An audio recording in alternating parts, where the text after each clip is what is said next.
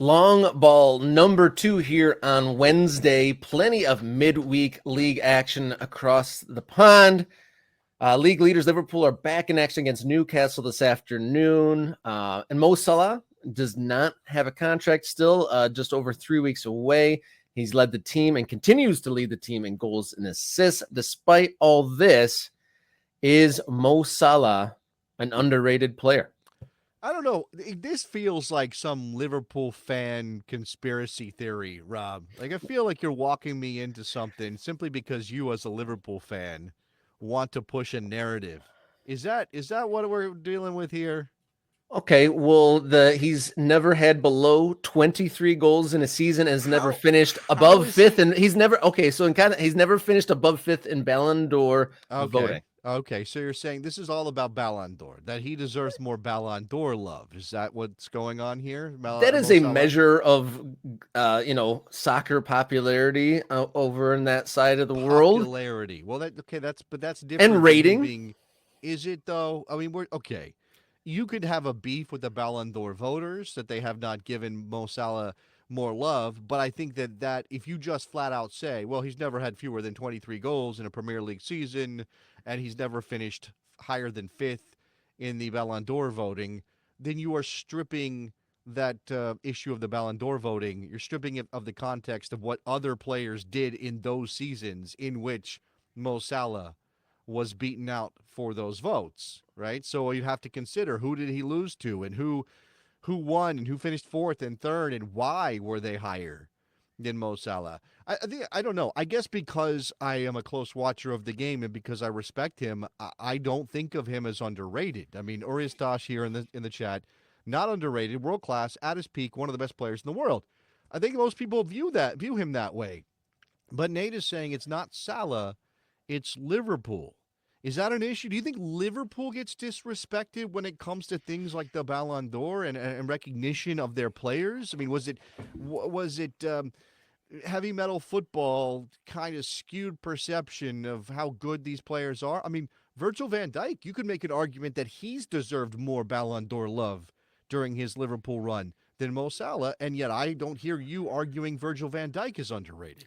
Well, that goes to the basis of awards generally don't go to defenders. How many defenders have ever Sure, really won sure. it? But I, we just had a defensive midfielder win the award from a team just down the road. yeah, and look how upset everybody got about that. No, I'm not upset. Who's upset about Rodri winning? People are upset about Rodri. Come on, that's not The true. the the, the Vinny usual Jr.'s the, upset. the the usual winners are Real upset. Madriders upset, but that's not the same. I don't know. That's okay.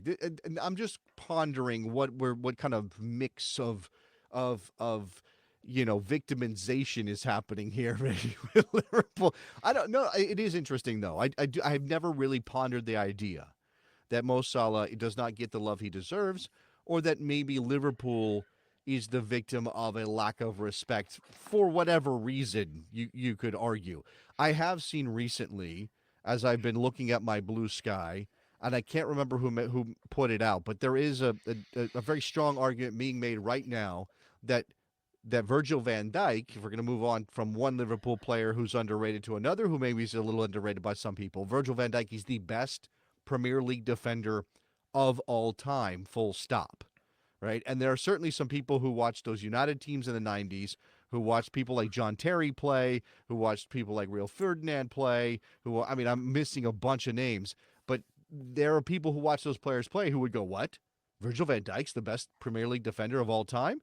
But the numbers actually back a lot of that up. So, are we saying that Mo Salah is in the same boat where Mo Salah has been better than his reputation, even as he's been recognized as a major driver of Liverpool's success in the Klopp era, and has certainly been thought of as Liverpool's most important player for most of those years.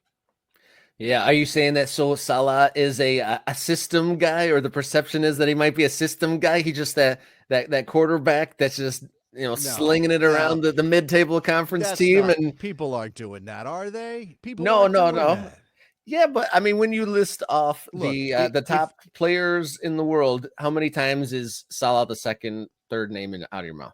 that's that's a good point. You're right. It's been a lot of Mbappe, a lot of Vinny Jr. I think even now people are like, "Oh, Lamine Yamal's ready to climb above all of those guys," and where is Mo Salah? Yeah, you know what? I might buy this now. You might have convinced me here on Morning Kick Around that Mo Salah is somehow underrated, even if I don't think of him that way. I wonder if not for the Sergio Ramos tackle, if we're talking about a different kind of timeline with Mo Salah. I mean, just saying.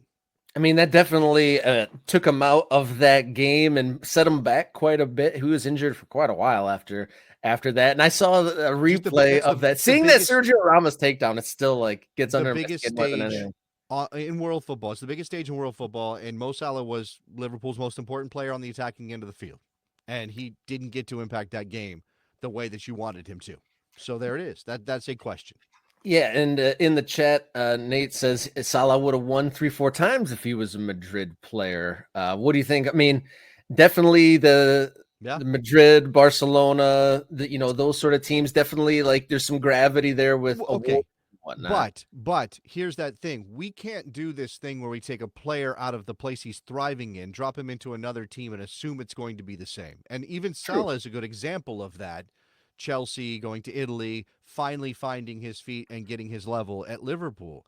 And maybe it was the system. Maybe it was Klopp. Maybe it was Merseyside. Maybe it was the Premier League at that level or that age for him maturing into that. I don't, that's the thing. I don't know any of that. If you drop Mo Salah into Real Madrid, does he have the same kind of seasons that he had at Liverpool? Does he have the same kind of season that, say, a Vinny Jr. did last year? Maybe. I want to say yes because I think he's been that good, but it's not 100% sure. Chris in the chat says John Terry for best defender in the Premier League. End of discussion. I know. We can't even have a conversation about it. Virgil van Dijk, but Chris is in here caping for John Terry. I don't know. It's a debate. So Salah is not the only one that basically goes into free agency in January. The tower and defense Van Dijk and the Mercurial and wonderfully talented Trent Alexander-Arnold are in the same boat.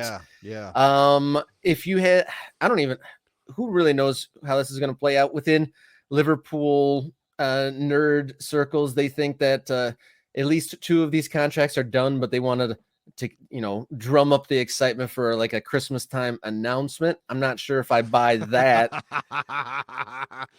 Okay, so if you had to keep 2 out of 3 as a non-Liverpool connected person, if you had to keep 2 out of 3, who do you keep? Who leaves? Man, so the problem with this is that the dynamics here are that you've got 2 veteran players who are critical to everything you've been, who are having very good seasons as you chase a Premier League title and as you are leading the way in the league phase of the Champions League. Let's not forget that. Those players are plus 30 in a way that is scary for a lot of teams. And Liverpool has been pretty strong in their principles on this. It's why there's a question around Salah with all this publicity and him saying, I haven't heard anything. I'm frustrated. The links to PSG. Now there's the report that he's willing to take a 1-year contract. All this stuff. I mean, if it hasn't gotten done, then the reason it hasn't gotten done is because Liverpool is like, how much can we commit to a player who is now 32 years old, and by the end of this contract that he wants is going to be 35? It's just not good business generally. Now, Mo Salah is playing at a level that makes you think, well, just sign the guy. Like, what are you talking about here? And the fans, the emotions of it are clearly sign the guy. I think Virgil van Dijk as a center back is in a bit of a different situation, right? You can imagine that even at 33, 34, 35, he can still play at a very high level. The money involved is part of the question, surely. But there is reason to think a center back is a better investment than an attacking player who needs those wheels. And if they start to fall off, Salah can't be as effective. Trent Alexander-Arnold is 26. He's got years left in his prime. He's the one you would think, sign that guy. Why would you even question it? Sign him. And yet, I think if I'm doing 2 out of 3, I'm doing Van Dijk and Salah Rob. I think I am. I'm not saying it'd be easy to replace Trent Alexander-Arnold at his level, but they have players that have stepped up at times to play in his position, and it's been okay. I think you let him walk. Yeah, Trent Alexander-Arnold has turned into like an awesome, player when he's available. He's not Right. necessarily the backbone or the vertebrae or the core DNA that those other two players are. Salah leads the team in goals and assists and has done just about, I think, every year since he's been on the team there, or top when Mane was there. And then Van Dijk is the rock at the back, and he's been consistently fit. It's been a rotating cast next to him, but he's always been there. And there's a notable, dip when he's not. Alexander-Arnold is a nice addition, but I think they survive without him. Long Mull